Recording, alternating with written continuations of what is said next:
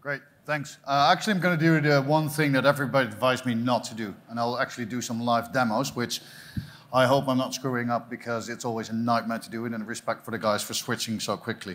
I'll start off with a simple presentation explaining a little bit about Owlin in its background, and best to explain us by our clients. We serve roughly 30 to 40 clients on a global basis, all with a financial focus, including the larger rating agencies, payment service providers, asset managers, pension funds, even regulators, and of course we also included the traditional banks on various sites. A very brief technical background what we do. We cover more than 3 million open online news sources on a near real-time basis.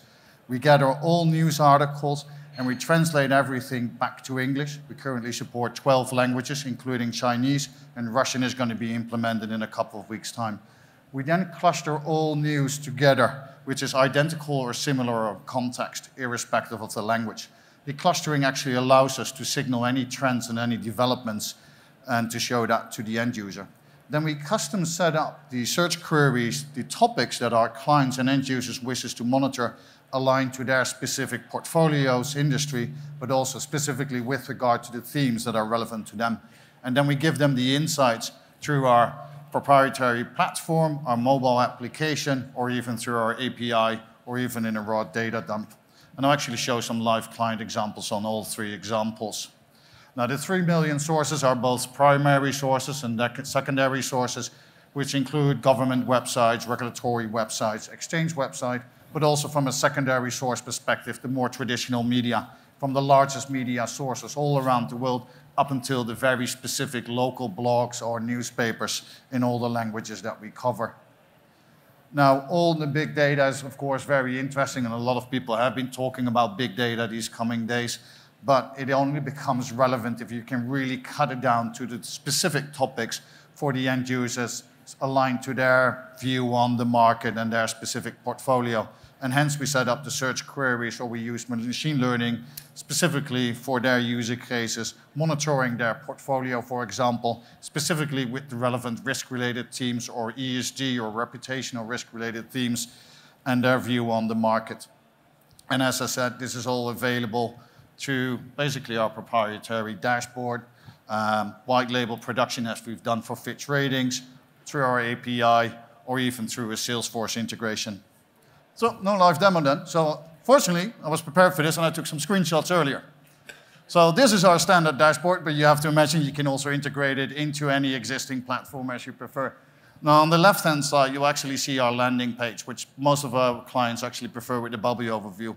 What we actually represent with the bubble overview is that we continuously measure the average news volume of all the entities in scope of our clients.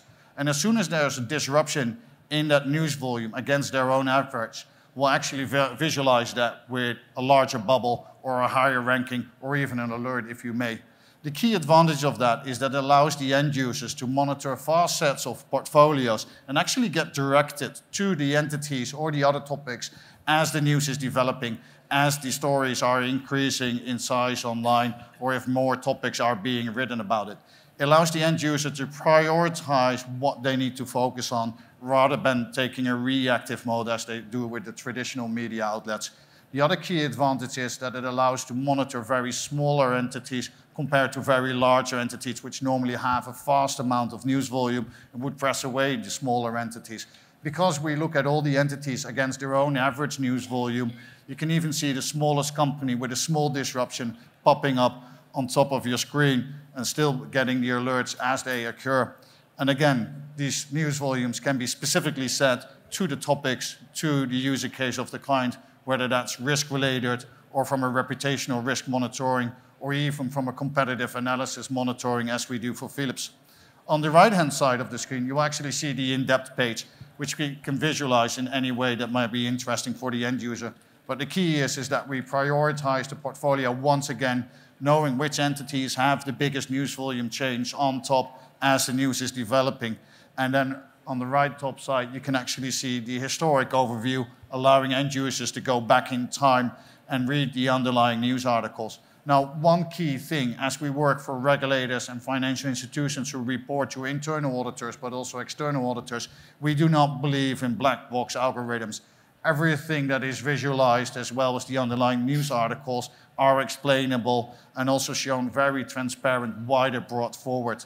So all the key news articles will show the specific risk-related themes, for example, why the article has been brought forward, and give full insight on the underlying news, where they can share the article or pin it to their colleagues.